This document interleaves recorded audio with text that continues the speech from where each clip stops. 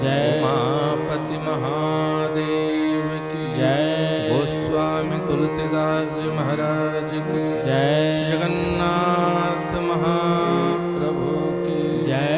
श्री राधा कांत देव की जय। श्रीमन गौरांग महाप्रभु की जय। श्री सद्गुरुदेव भगवान की जय। जय जय श्री सीताराम। भक्तवांछा कल्पतरु श्री जानकी वल्लभ लाल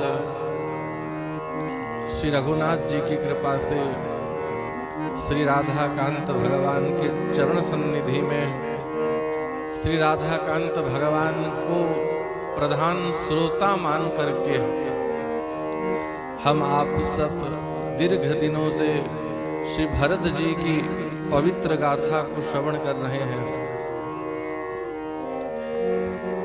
जगत भरण पोषण कर जोई ताकर नाम भरत अस होई। नामकरण के समय ही वशिष्ठ जी ने घोषणा की थी, हे महाराज दशरथ, ये कैकेयी नंदन ये संपूर्ण जगत का भरण पोषण करेंगे, इसीलिए इनका नाम भरत होगा। भरणम तनोति इति भरतः, जो सबका पोषण करेंगे, भरण पोषण करेंगे।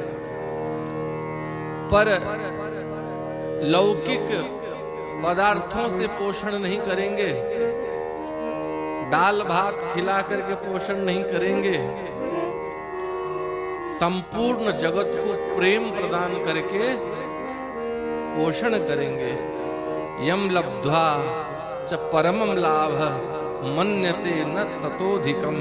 भगवान कहते हैं, अर्जुन, जिस वस्तु को प्राप्त करने के बाद और कुछ प्राप्त करने की इच्छा ही नहीं रहे, जीव पूर्ण हो जाए, उस वस्तु के प्राप्त करने पर ही जीव का वास्तव में भरण होता है, और वह वस्तु प्रेम है। और सिया राम प्रेम पीयूष पूरन होत जन्म न भरत। श्री राम श्री सीताराम के प्रेम रूपी अमृत से परिपूर्ण श्री भरत जी हैं। यदि इनका जन्म ना हुआ होता तो प्रेम किसे कहते हैं कौन जानता। चित्रकूट की पावन धरा पर श्री राम जी के साथ भरत जी का मिलन हुआ, अयोध्या वासियों के सहित श्री राम का मिलन हुआ, मिथिला वासियों के सहित श्री राम का मिलन हुआ। अब अयोध्या वासी मिथिला वासी दिन गिन रहे हैं, अब ज्यादा समय श्री रघुनाथ जी का सानिध्य नहीं मिलने वाला। जो आनंद इस चित्रकूट की भूमि में मिल रहा था, श्री राम का दर्शन हो रहा था, अब पता नहीं कब वह समय आ जाएगा जब श्री राम आदेश देंगे कि अयोध्या वासियों, मिथिला वासियों, अब अयोध्या लौट जाओ। क्योंकि जिस निर्णय के कारण सभी रुके हुए थे चित्रकूट में, वह निर्णय हो गया। भगवान ने भरत भैया से कहा, भरत जानहु तात तरनी कुल रीति सत्य संध पितु की रति प्रीति। हे भरत, तुम सूर्यवंश तरनी कुल की रीति को भलीभांति जानते हो, सूर्यवंश के धर्म को जानते हो, अपने धर्म को जानते हो और मेरे धर्म को भी जानते हो। इसीलिए तात भरत, सो तुम करहु करावहु मोही, तुम अपना धर्म पालन करो और मैं अपना धर्म पालन करता हूं। इस विपत्ति के समय भैया भरत, हम आपस में अपने परिवार की विपत्ति को बांट लेते हैं। तुम छोटे हो पर हृदय में मुझसे बड़े हो, क्योंकि भक्त के भाव के आगे भगवान भी झुक जाते हैं। जिस भाव के आगे भगवान बंधन में पड़ जाते हैं, वह भाव भगवान से बड़ा होगा कि नहीं। इसीलिए हृदय में तुम मुझसे बड़े हो, भाव में तुम मुझसे बड़े हो, इसीलिए बड़ी विपत्ति तुम रखो और छोटी विपत्ति मैं रखूंगा। मैं 14 वर्ष वन में पिता की आज्ञा का पालन करूंगा, और भरत तुम 14 वर्ष मेरे राज्य का पालन करना। यह राज्य तुम्हारा नहीं है, मेरा है। पर भाई 14 वर्ष तक मैं तुम्हें राज्य सौंपता हूं, मेरा राज्य जान करके तुम इसका पालन करना, और 14 वर्ष बाद मुझे मेरा राज्य सौंप देना। ये सिद्धांत है। जो मानव, जो मनुष्य इस जीवन को, इस शरीर को, परिवार को अपना मान लेता है, वहीं फंस जाता है। और जिस दिन मान लोगे ये परिवार, ये परिजन, ये संपत्ति, यह शरीर भी यह भगवान का है। कुछ अवधि के लिए प्रभु ने हमें यह प्रदान की है। किसी को 40 वर्ष के लिए, किसी को 50 वर्ष के लिए, किसी को 80 वर्ष के लिए, किसी को 100 वर्ष के लिए प्रभु ने ये जीवन प्रदान किया है। ये जीवन प्रभु का है, ये जीवन हमारा नहीं है। अच्छा, कोई व्यक्ति आपको अपनी अति प्रिय वस्तु सौंप दे और कहे कुछ दिन इसे अपने पास संभाल के रखना और फिर मुझे वापस कर देना, तो उसको संभाल के रखोगे कि ऐसे ही मनमुखी रख लोगे? उसको संभाल के रखेंगे। अरे जब वो मांगने आएगा और अपनी वस्तु को बराबर सही में नहीं पाएगा तो क्या कहेगा? हमने तुमको अपनी वस्तु सौंपी और तुमने इसका देखभाल ठीक से नहीं किया। ऐसे ही यह जीवन, यह शरीर प्रभु ने हमको कुछ अवधि के लिए दिया है, इसको संभाल के रखना, और जब समय आएगा मैं तुमसे इसे मांग लूंगा। तो हमारा भी धर्म है कि नहीं, इसको संभाल के रखें। संभाल के रखना मतलब इसको बढ़िया से रखना है। जो पदार्थ इसका सर्वनाश कर दे उसको ग्रहण नहीं करना है। जिन संगति में जाकर के इस मन का, इस शरीर का दुर्गति हो जाए, उस संगति में नहीं जाना है। और जिससे आत्मा की सद्गति हो, मन का वर्धन हो, भक्ति का वर्धन हो, वही करना है। कि जब समय आए और प्रभु वापस इस जीवन को हमसे ले, तो उस समय भगवान भी प्रसन्न हो जाएं कि मैंने तुमको जो जीवन दिया था, तुमने इसे बढ़िया जिया है। ऐसी करनी कर चलो, तुम हंसो जग रोए। जाते समय ऐसी करनी करके जाएं कि हम तो हंसते हुए जाएं, पर संसार रोए कि एक बढ़िया व्यक्ति था। तो भगवान कहते हैं, भरत भैया, इस राज्य को 14 वर्ष तुम संभालो। और भरत भैया ने इतना बढ़िया राजकाज को संभाला था, अयोध्या की संपत्ति को 10 गुना बढ़ा करके भगवान को वापस किया था 14 वर्ष बाद।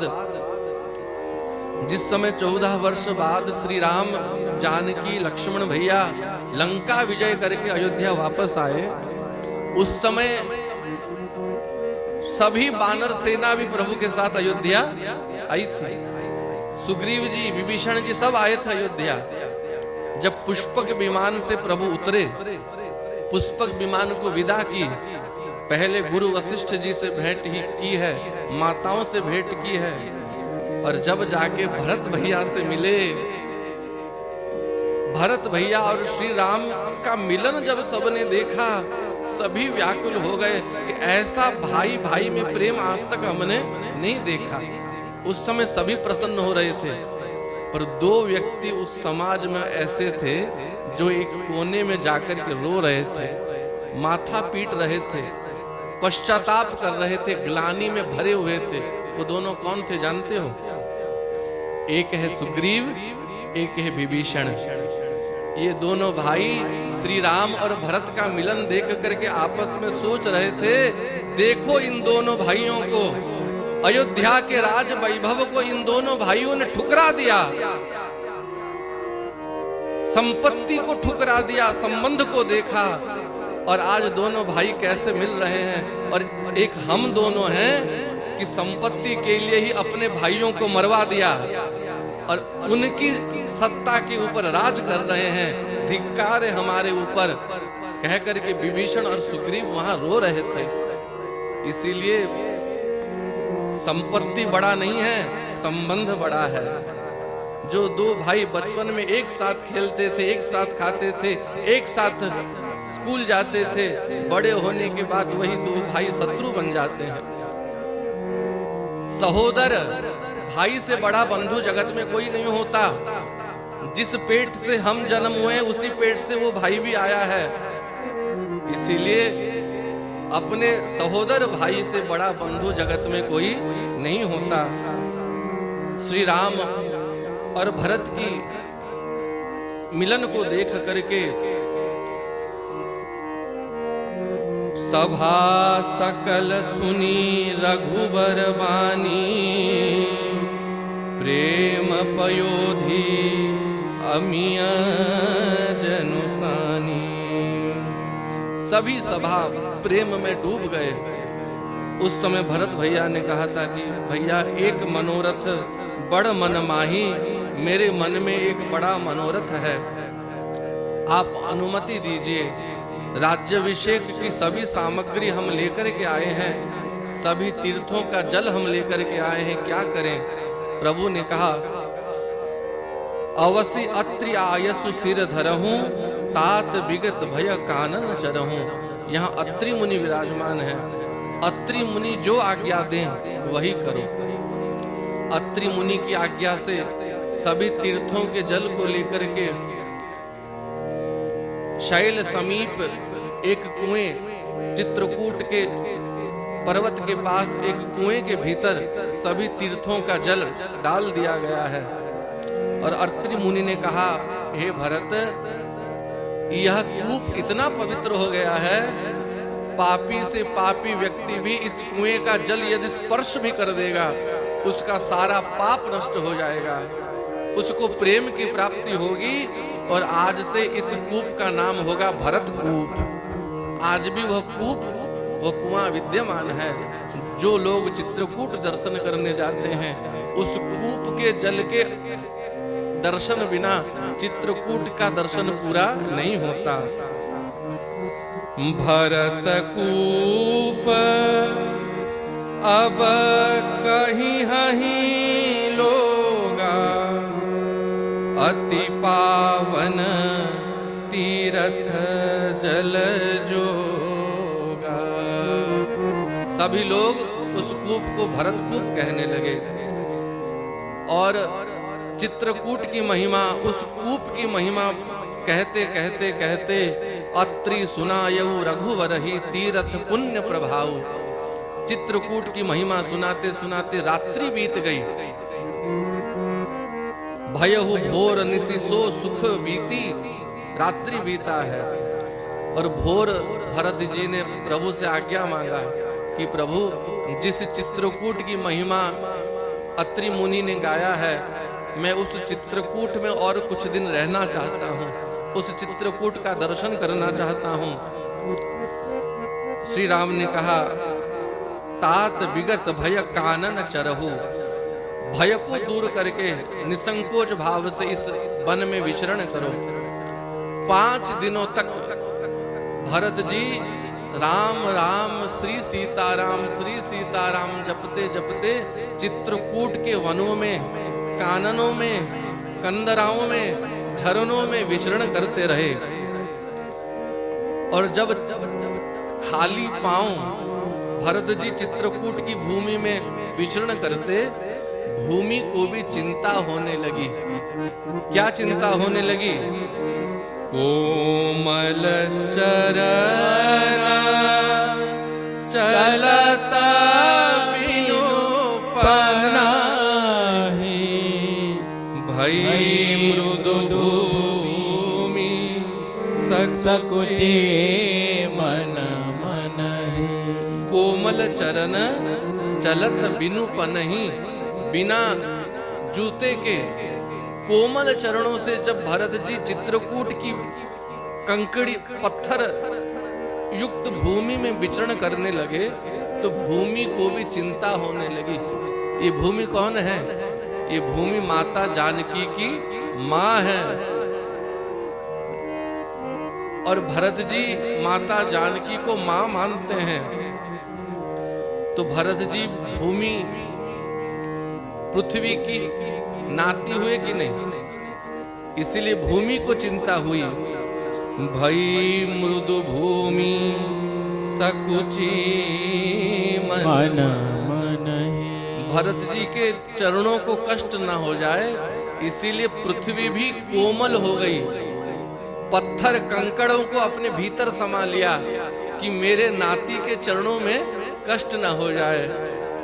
कुश कंटक का करी कुराई, कटक कठोर कुवस्तु दुराई, मही मंजुल मृदु मारग कीने, बहत समीर त्रिविध सुख लीने।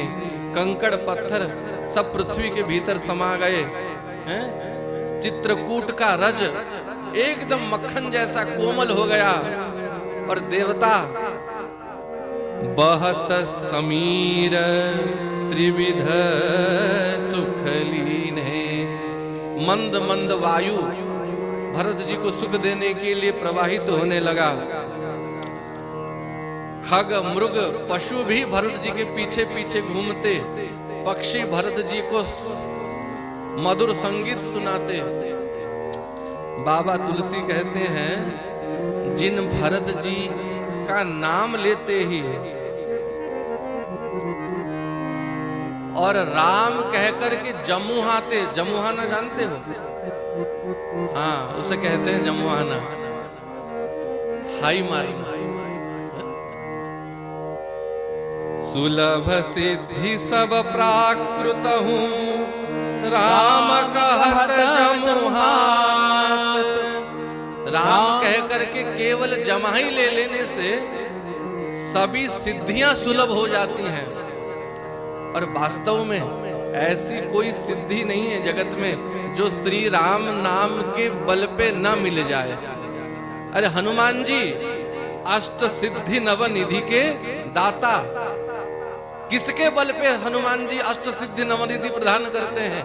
श्री राम नाम के बल पे सभी सिद्धियां प्राप्त हो सकते हैं। तो जिन राम नाम के प्रभाव से सभी सिद्धियां अति सहज सुलभ प्राप्त हो सकते हैं, परम राम प्रेमी राम भगत श्री भरत जी के लिए राम प्राण प्रिय भरत कहूँ, यह न होई बड़ी बात। यदि भरत जैसे प्रेमी के लिए पृथ्वी कोमल बन जाए, इसमें कौन सी बड़ी बात है? इसमें कोई आश्चर्य नहीं है। एहि विधि भरत फिरत बन माही। 5 दिनों तक भरत जी चित्रकूट में विचरण करते रहे। राम राम रघुपति जपत नयन शवत जल जात, जब हा रघुनाथ कह करके भरत जी श्वास लेते थे, नेत्रों से अश्रु बहते थे, चित्रकूट की शिलाएं पिघल जाती थी, द्रवीभूत हो जाती थी। एक दिन श्री राम के मन में विचार आया, अयोध्या वासियों को, मिथिला वासियों को यहाँ रहते बहुत दिन बीत गया और आज का दिन बहुत शुभ है। आज का लगन शुभ है, क्योंकि यात्रा शुभ लगन देख करके ही करनी चाहिए। शुभ बेला में शुभ समय में ही यात्रा करनी चाहिए। तो श्री राम को लगा कि आज का दिन शुभ है, इसलिए फिर राम जी ने सभा बुलाई है। ये 5वां सभा है और अंतिम सभा है। सभी लोगों को राम जी ने बुलाया है। सभी मुनि, गुरु वशिष्ठ, माताएं, अयोध्यावासी, मिथिलावासी, महाराज जनक सभी उस सभा में बैठे हैं। और भल दिन आज जानी मन माही, राम कृपाल कहत सकुचाई। अच्छा, आपके घर में कोई आए तो आप कह पाओगे कि कब जाओगे? नहीं कह सकते, संकोच होता है कहने में। भल दिन आज जानी मन माही, प्रभु ने जाना आज बढ़िया दिन है। आज यदि अयोध्यावासी वापस चले जाएं तो मंगल होगा, पर राम कृपाल कहत सकुचाई। प्रभु को संकोच हो रहा है, कैसे कह दूं, ये अतिथि हैं, कैसे कह दूं कि जाओ जाओ जाओ चले जाओ। और जब कोई बात कहने में संकोच होता है तो व्यक्ति ढूंढता है कोई दूसरा मिल जाए तो कह दे हमारे बदले, है कि नहीं? कोई दूसरे से हम कहलवा दें। तो प्रभु सभा में बैठे हैं, प्रभु को कहने में संकोच हो रहा है। यही भेद है श्री कृष्ण में, श्री राम में। यदि श्री कृष्ण वहां होते ना तो सीधे कहते बहुत दिन हो गया, क्या कर रहे हो, जाओ जाओ वापस जाओ जल्दी। पर ये श्री राम है, राम कृपाल कहत सकुचाई। उस समय राम जी ने एक बार गुरु जी को देखा कि कहीं गुरु जी कह दें, एक बार महाराज जनक को देखा कि कहीं महाराज जनक ही कह दें, भरत को देखा, गुरु नृप भरत सभा अवलोकी। गुरु जी को एक बार देखा, मन ही मन कहा गुरु जी आप ही कह दो कि आज चलना चाहिए। गुरु जी ने मन ही मन राम जी से कहा सुनो राम, गुरु का काम है जीव को भगवान से मिलाना, और मैं गुरु हूं, मैं कैसे कह दूं कि राम को छोड़ के चलो? मैं नहीं कह सकता, ये मेरा काम नहीं है। जनक जी से प्रभु ने मन ही मन कहा कि ससुर जी आप ही कह दो सबको कि वापस चलो। जनक जी ने कहा मैं आया तो यहाँ था, पर मुझसे कोई काम बना नहीं। यदि मैंने निर्णय लिया होता तो कह दिया होता कि ठीक है निर्णय हो गया, अब चलो वापस। पर मैं कोई निर्णय नहीं ले सका, मुझसे कुछ बना नहीं। जब कुछ बना नहीं तो मैं क्यों कहूं? अयोध्या वासियों को प्रभु ने मन ही मन देखा, शायद अयोध्या वासी कह ले। अयोध्या वासी मन ही मन सोचते हैं कितना बढ़िया यहाँ पे रह रहे हैं, राम जी का दर्शन हो रहा है, मंदाकिनी का स्नान हो रहा है, क्यों हम बेफालतू में कहें और 2-4 दिन यहाँ रुक जाएं, बढ़िया होगा। तो अयोध्या वासी भी चुप रहे। सकुचि राम फिरी अवनी बिलोकी। जब किसी ने नहीं कहा तो संकोच बस राम जी पृथ्वी को देख करके नीचे सिर करके बैठ गए। अब क्या कहें? तब वशिष्ठ जी, जनक जी मन ही मन सोचने लगे, ऐसा राजा आज तक हमने नहीं देखा है। प्रजा संकोच करता है राजा से कुछ कहने के लिए। क्या कभी राजा संकोच करता है प्रजा को आज्ञा देने के लिए? कहु न राम सम स्वामी संकोची। श्री राम जैसे संकोची स्वामी जगत में नहीं है, जो अपने प्रजा से भी कुछ कहने के लिए संकोच करते हैं कि कहीं किसी को बुरा ना लग जाए, किसी को कष्ट ना हो जाए।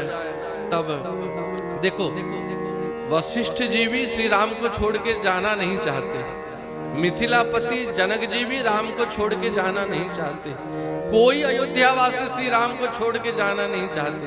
तो क्या भरत जी छोड़ के जाना चाहते हैं? भरत जी के मन में जितना प्रेम है क्या अयोध्या वासियों के मन में बराबर है? फिर भी भरत जी ने सोचा मेरे प्रभु संकोच में हैं, भले ही मुझे श्री राम से अलग जाना पड़े, पर मेरे राघव को, रघुनाथ जी को मैं संकोच में देख नहीं सकता। ये सेवक का धर्म है कि अपने प्रभु को, अपने स्वामी को कभी संकोच में ना डाले।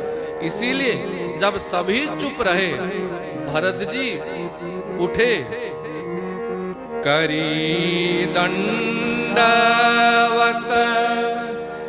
कहत कर जोड़ी।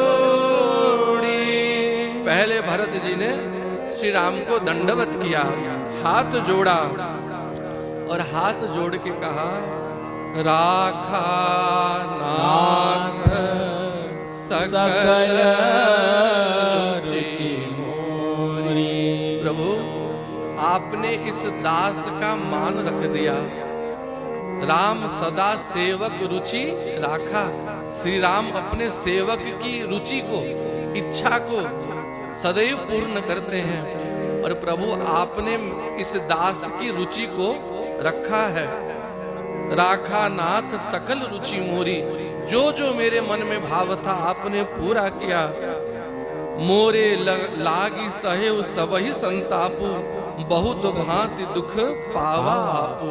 मेरे लिए आपने बहुत कष्ट सहे प्रभु, मेरे लिए आपको बहुत दुख सहना पड़ा। अब आपको ज्यादा कष्ट नहीं दूंगा, इसलिए हे नाथ अब गोसाई मोहि देहु रजाई। सेवो अवध अवधि भरी जाई। अब गोसाई मोहि देहु रजाई। रजाई माने राजाज्ञा, भाई के नाते नहीं, आप मुझे राजा के नाते आदेश दीजिए कि भरत, तुम्हारा राजा तुमको आदेश दे रहा है, जाओ। क्योंकि यदि भाई के रूप में आप आज्ञा देंगे, हो सकता है कि मैं आपको फिर मनाने लगूं कि बात न मानूं। लेकिन राज आदेश आप दोगे तो हम आपकी प्रजा हैं, हम आपकी आज्ञा को नहीं टाल सकते। इसीलिए अब गोसाई मोहि देहु रजाई। आप आज्ञा दीजिए प्रभु। सेवऊ अवध अवधि भरी जाए। अवधि माने समय।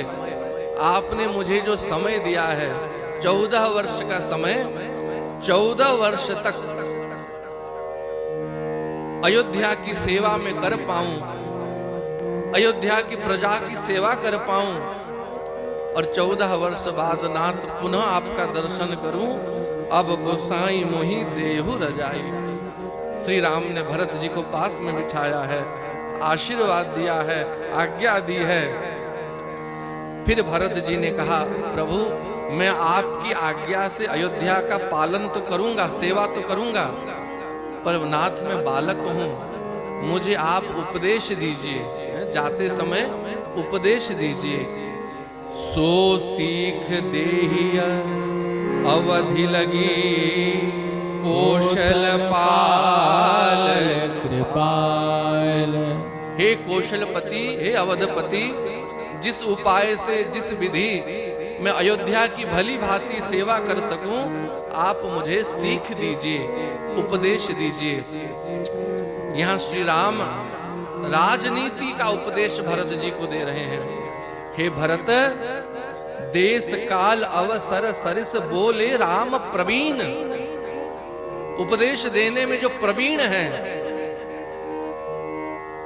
श्री राम जी भरत जी को उपदेश देते हैं कि भरत कभी चिंता मत करना, कभी यह मत सोचना कि पिताजी नहीं रहे, महाराज नहीं रहे, कभी अपने आप को अनाथ मत सोचना, क्योंकि मिथिलापति जनक जी का हाथ अभी हमारे सिर पे है। माथे पर गुरु मुनि मिथिलेशु, हम ही तुम ही सपने न कलेशु। माथे पर गुरु वशिष्ठ जी का हाथ हमारे माथे पर है, मिथिलापति जनक जी का हाथ हमारे सिर पे है, इसलिए तुम ही हम ही सपने हूं न कलेशु। इसलिए तुम और हम अनाथ नहीं हैं, हमें कोई दुख नहीं छू सकता। इसीलिए पितु आयुष पालिय दुहु भाई, हम दोनों भाई पिताजी के आदेश का पालन करें। और हे भरत, जो व्यक्ति गुरु, पिता, माता, स्वामी इनके आदेश का पालन करता है, इनके सीख का पालन करता है, उसको जीवन में कोई समस्या छू नहीं सकती है? समस्या में वही पड़ते हैं जो माता पिता की बात नहीं मानते, गुरुजनों की बात नहीं मानते, शास्त्र की बात नहीं मानते। इसलिए जो भी करना गुरु वशिष्ठ से पूछ करके करना, जो भी करना तीनों माताओं से पूछ करके करना।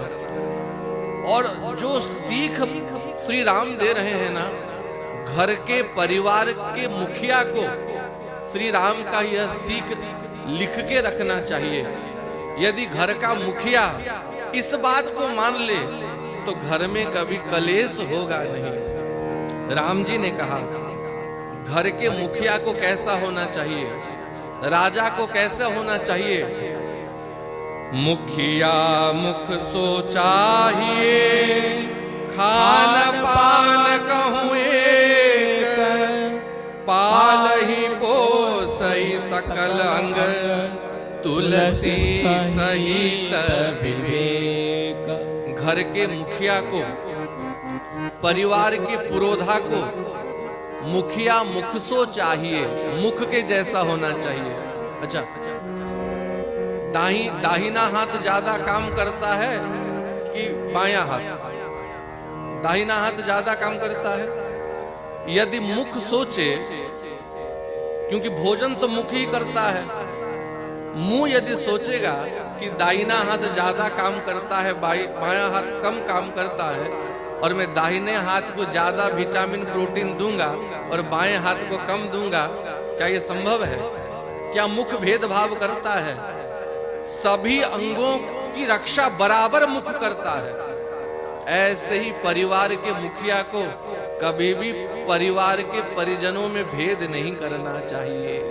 पालहि पोसई सकल अंग, तुलसी सहित विवेक। जब अपना पुत्र पास में हो और छोटे भाई का पुत्र पास में हो तो भले ही अपना पुत्र भूखा रह जाए, छोटे भाई का पुत्र भूखा न रहे। अपने पुत्र को बाद में देखना, भाई के पुत्र को पहले देखना, ये मुखिया का काम है।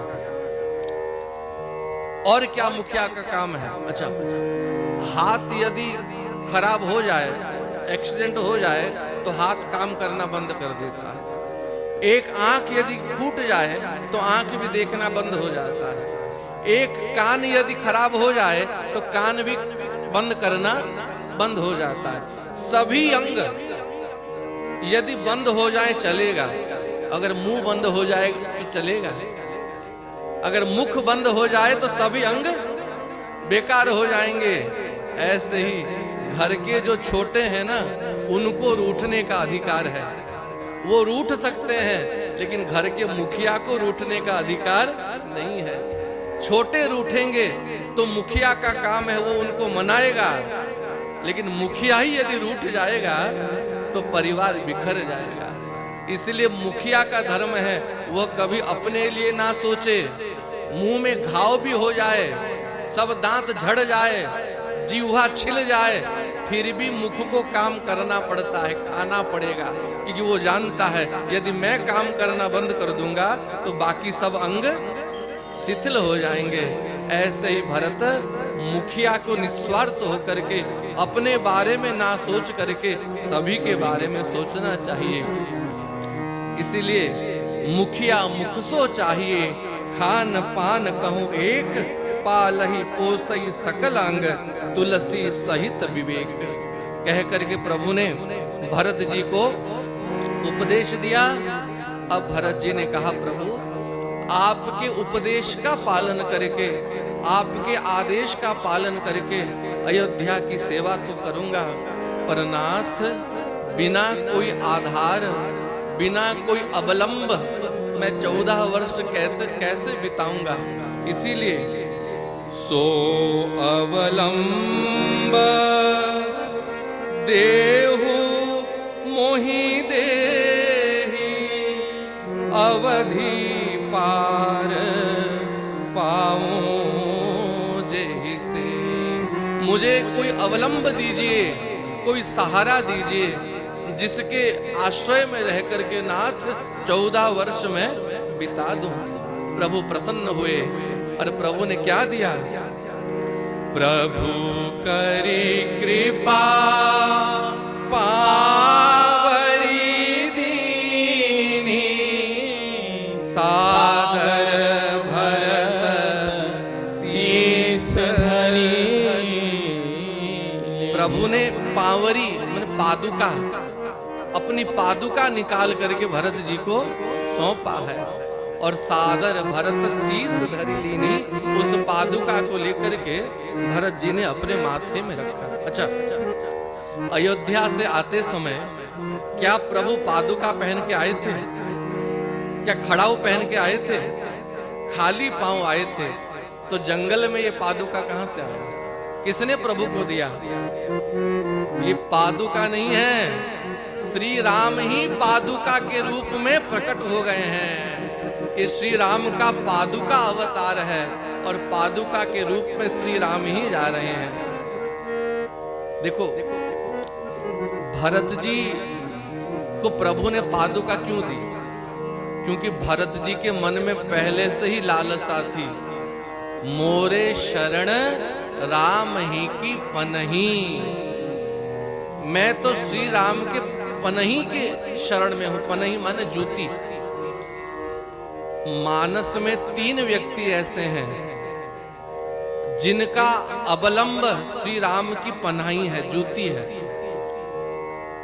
जो श्री राम के जूते पनाही के आश्रय में रहते हैं, वो 3 कौन है? प्रथम है माता कौशल्या। गीतावली में गोस्वामी तुलसीदास जी वर्णन करते हैं, जिस समय प्रथम बार अयोध्या में भरत जी आए हैं ननिहाल से और माँ कौशल्या के भवन में गए हैं, माँ को देखा, माँ एक सिंहासन के नीचे बैठी है और उस सिंहासन के ऊपर श्री राम के छोटे छोटे जूती पनाही रखे हुए हैं। जो पनाही श्री राम बचपन में पहना करते थे, वो छोटे छोटे पनाही, छोटे छोटे हाथी घोड़ा गुड्डा गुड्डी जो श्री राम बचपन में खेलते थे, उनको माँ कौशल्या अपने आंचल में रख करके जननी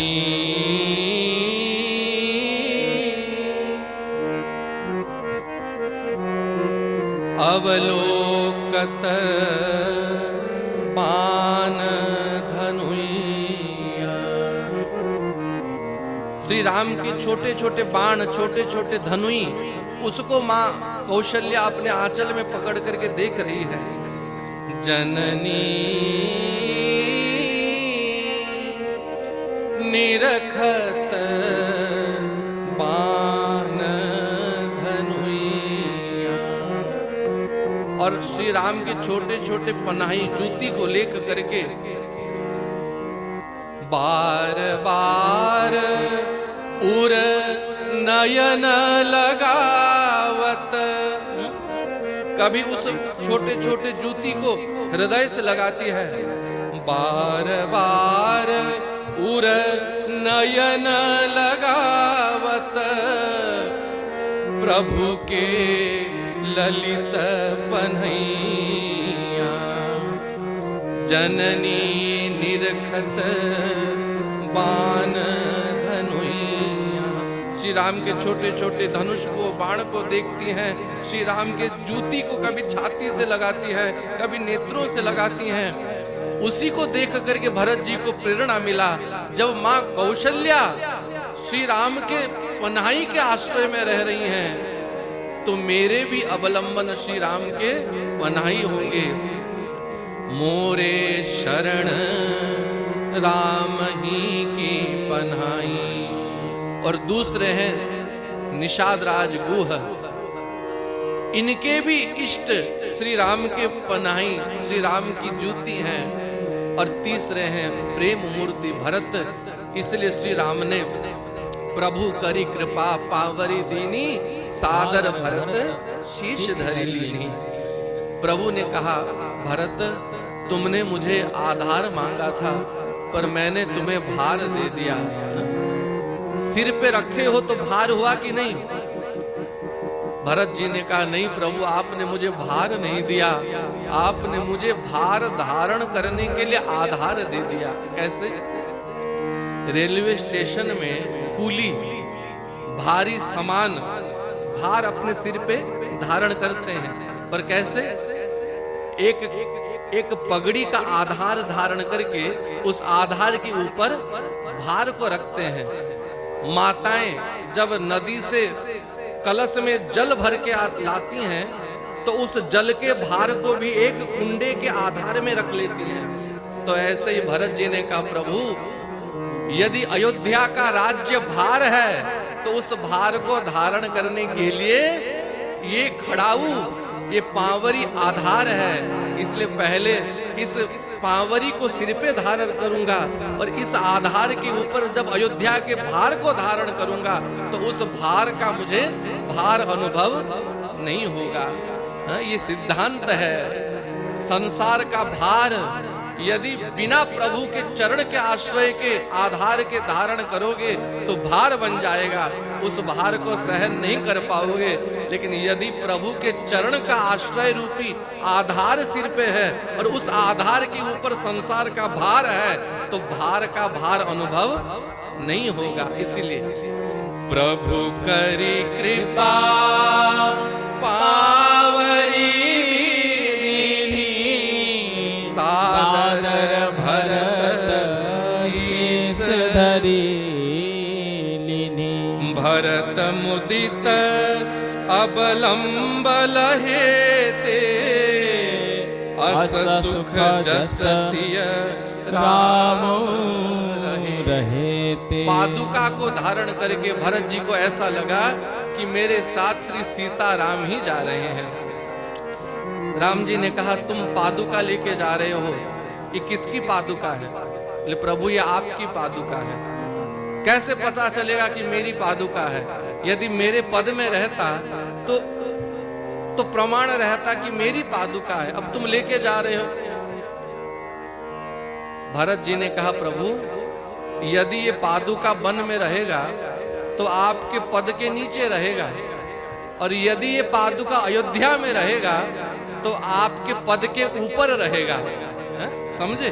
वन में रहेगा तो पद के नीचे रहेगा और अयोध्या में पद के राजपद के ऊपर रहेगा, पर रहेगा तो आपके पद के पास ही।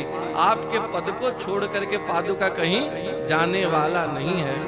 और प्रभु पादुका मेरे पास है तो ये निश्चय है कि एक ना एक दिन आपके चरण भी पादुका के पास चलते चलते आ जाएंगे। आप सब कथा सुनने आए हैं, पादुका बाहर रखे हैं, पादुका आपके पास आएगी कि आप पादुका के पास जाओगे? पादुका जहां पे भी हो, चरणों को पादुका के पास आनी पड़ेगी। इसलिए नाथ पादुका मेरे पास है तो आपके चरणों को भी मेरे पास एक ना एक दिन आना पड़ेगा। और भरत जी ने कहा, प्रभु एक बात ध्यान रखिए, एक बात आप कान खोल के सुनिए। भरत बिनती करत कर जोरी। भरत बिनती करत कर जोरी। भरत जी ने कहा, प्रभु मेरी विनती है, हे दीन बंधु इस दीन का लाज आप रखिए। अवधि बीते अवध जो प्रभु पद ना धरे हो। तुलसी चरण सरोज सपथ जीवित परिजन न पई हो। हे राम, आपने 14 वर्ष का समय दिया है। अवधि बीते, 14 वर्ष बीतने के बाद प्रथम दिन, 14 वर्ष के बाद पहला दिन जो है, यदि प्रभु आप अयोध्या नहीं पहुंचेंगे चरण सरोज शपथ, आपके चरणों का सौगंध खा के कहता हूं, भरत को आप जीवित नहीं पाओगे। परिजन जीवित परिजन ना पई हो, इसलिए नाथ अवधि बीतने से पहले आपका दर्शन जैसे मुझे प्राप्त हो, हे नाथ कृपा कीजिए। राम जी ने भरत जी के मुंह में हाथ दे दिया, भैया ऐसा मत कहना, तुमने कह दिया मैंने मान लिया, तुम्हारे बिना मैं भी नहीं रह सकता, अवधि बीतने से पहले आ जाऊंगा, पर एक बात मेरा भी ध्यान से सुनो, कान खोल के सुनो। भरत, सब माताओं को समान देखना, सब माता सम भाव मन में रखियो, और जिस जननी ने जना भरत सम सुत, कई कई सपने हूं अपमान न करी हो। सब माताओं को समान देखना, और मेरी मां कैकई का स्वप्न में भी कभी अपमान मत करना। कैकई को आदर देना, दोष देही जननी जड़ देही, मां कैकई का इसमें कोई दोष नहीं है। इसलिए कौन राम समशील निधान कह करके भेटहूं भुज भरी भाई भरत सो, राम प्रेम रस कही न परत। भुजा से आलिंगन करके भेटत भुज भरी भाई भरत सो, श्री राम भरत जी से मिलते हैं, तन मन बचन उमग अनुरागा, धीर धुरंधर धीरज त्यागा। श्री राम जी का भी धैर्य टूटने लगा। बारिज लोचन मोचत बारी, कमल नयन से अश्रु बह रहे हैं, और बारिज लोचन मोचत बारी, अपने नेत्रों से अश्रु पोंछते हैं। देखी दशा सुर सभा, श्री राम जी की दशा देख करके सभी देवता भी दुखी होने लगे। भेटी भरत रघुवर समुझाए, पुनीर पुदहनु हरसी। भरत जी से भेंट की है, विदा दी है, शत्रुघ्न जी से भेंट की है। भरत भैया, शत्रुघ्न भैया, लक्ष्मण जी से भेंट किए हैं। सभी माताएं राम जी से विदा मांगते हैं। माँ जानकी सभी माताओं के चरणों को छू करके चरण रज माथे पे लगाती है। सभी माताएं, माँ कौशल्या, कैकेयी, सुमित्रा, माँ जानकी को भी विदा देती हैं। जथा जोग करी विनय प्रणामा, विदा किए सब सानुज रामा। गुरुजन परिजन मिथिलापति महाराज जनक को प्रणाम किया है, वशिष्ठ जी को प्रणाम किया है। परिजन मातु पिता ही मिली सीता, फिरी प्राण प्रिय प्रेम पुनीता। सबको मंदाकिनी के तट तक माता जानकी, लक्ष्मण भैया, श्री राम छोड़ने गए हैं। रघुपति पट पालकी मंगाई, करी प्रबोध सब मातु चढ़ाई। पालकी मंगाई गई है, सभी माताओं का हाथ पकड़ के श्री राम ने पालकी में बिछाया है। विदा कीन सन्मान निषादु, चले हृदय बड़ बिरह विषादु। निषाद राज गुह को विदा की है। कोल किरात भील बनचारी, फेरे फिरे जुहार जुहारी। जितने कोल किरात आदिवासी थे सब जुहार करते करते अयोध्या वासियों को विदा देते हैं। और राम मिलन की आशा लेकर के 14 वर्ष कब बीतेगा, कब पुनः राम का दर्शन होगा।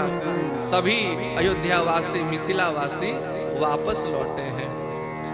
प्रभु सिय लखन बैठ बट छाई, प्रिय परिजन वियोग बिलखाई।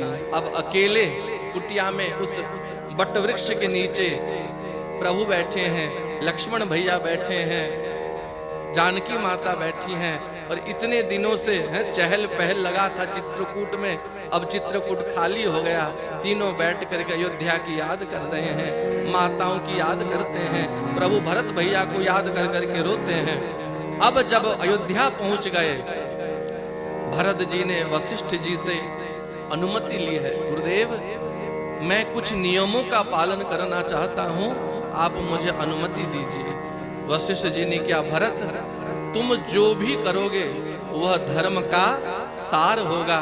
श्री राम के पादुकाओं को लेकर के भरत जी सिंहासन के ऊपर विराजमान कर देते हैं। आज से इस सिंहासन के ऊपर श्री सीताराम के रूप में यह पादुका शासन करेंगे, राज करेंगे। सिंहासन प्रभु पादुका बैठारे निरुपाधि, पादुका बिठाए हैं। और भरत जी अयोध्या से कुछ दूर नंदी ग्राम में चले गए हैं। नंदी गांव करी परन कुटीरा, कीन्ह निवास धर्म धुर धीरा। नंदी ग्राम में कुटिया बनाई है और वहां गड्ढा गुफा बना करके जटाजूट सिर मुनि पटधारी, मही खनिकुश साथरी सवारी। भूमि में गड्ढा गुफा बना करके कटीले कुशा उसमें बिछा करके भरत जी वहां गड्ढे के नीचे सोते हैं। कहते हैं ये पृथ्वी माँ जानकी की माँ है। इस पृथ्वी के गोद में सोने पे मुझे लगता है जैसे मैं माँ जानकी के गोद में हूँ। और जब आकाश को देखता हूँ, नीले नीले आकाश को देखता हूँ, तो नीलांबुज श्यामल कोमलांगम श्री राम का दर्शन होता है। मेरे सिर पे श्री राम जी का हाथ है और माँ जानकी के गोद में हूँ। लखन राम सिया कानन बसही, भरत भवन बसी तपतनु कसही। राम जी वन में तप करते हैं और भरत भैया नंदी ग्राम में रह करके तप करते हैं।